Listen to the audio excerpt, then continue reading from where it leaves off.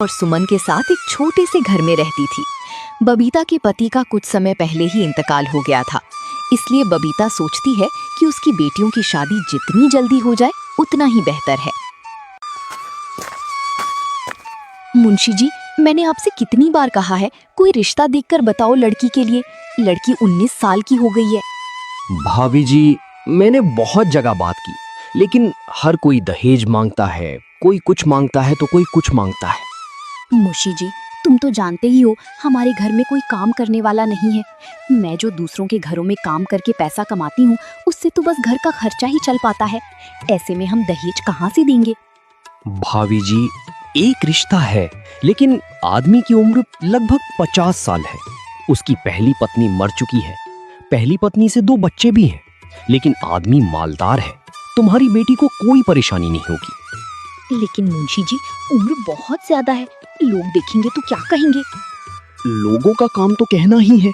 अगर अच्छे घर में करोगी तो दहेज देना ही पड़ेगा।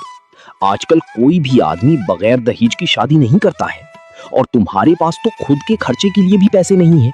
ऐसे में दहेज कहाँ से दोगी? तुम सही कह रहे हो मुंशी जी, हमारे पास तो फूटी कौड़ी भी नहीं है। तुम बात करके लड़की की शादी करवा दो। कुछ ही दिनों में शर्मीली का विवाह हो गया। जिस आदमी से विवाह हुआ था उसका नाम था अशोक। अशोक एक सरकारी कर्मचारी था। अशोक के 2 लड़के थे, आकाश और सुमित, और एक विधवा बहन भी थी जो घर की मालकिन थी। उनका नाम रूपाली था। आकाश अपनी माँ के लिए बाजार से कुछ ठंडी चीजें ले आ। गर्मी बहुत हो रही है। उतने में ही अशोक आ जाता है। उसके हाथ में कुछ सामान था। अशोक शर्मीली को खुश रखने के लिए कोई ना कोई तोहफे रोज लाया करता, लेकिन शर्मीली को ना जाने क्यों अशोक के पास बैठना और हंसने बोलने में भी संकोच होता था। इसका कारण ये था कि अब तक ऐसा ही एक आदमी उसका पिता था, जिसके सामने सिर झुकाकर देह चुराकर निकलती थी। अब उनकी अवस्था का एक आदमी उसका पति था। वो उसे प्रेम की वस्तु नहीं, सम्मान की वस्तु समझती थी।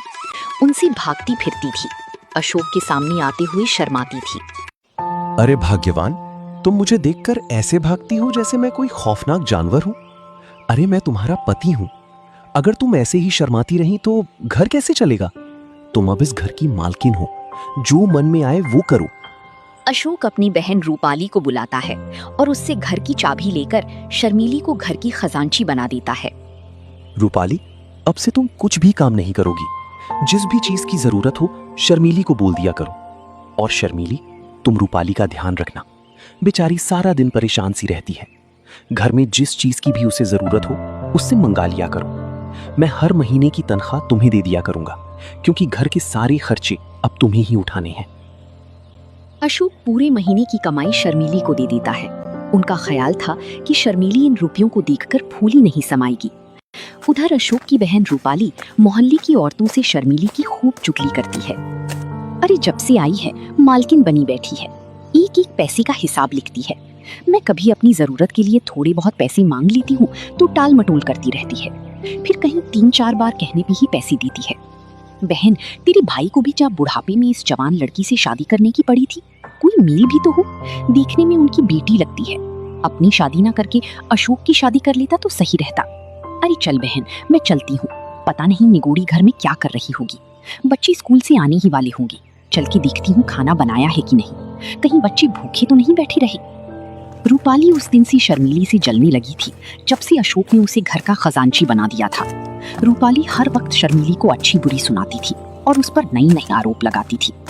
एक दिन शर्मीली छत पर किसी काम के लिए जाती है तो रूपाली कहती है, अरे ना लाज है ना शर्म, निगोड़ी ने हया भून खाई है। अब क्या कुछ दिनों में बाजार में नाचेगी? लोग देखेंगे तो क्या कहेंगे कि कल परसों की बहू छत पर चढ़ी डोल रही है। अरे अपने घर को सीखा था या नहीं?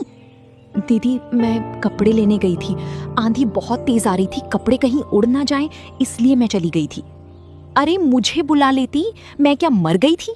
लेकिन तू मुझे क्यों बुलाएगी? तुझे तो दूसरों से नैन लड़ाने हैं। घर का सारा काम यूं ही पड़ा है। बच्चे स्कूल से आने ही वाले होंगे, उनके लिए खाना पकाया है कि नहीं?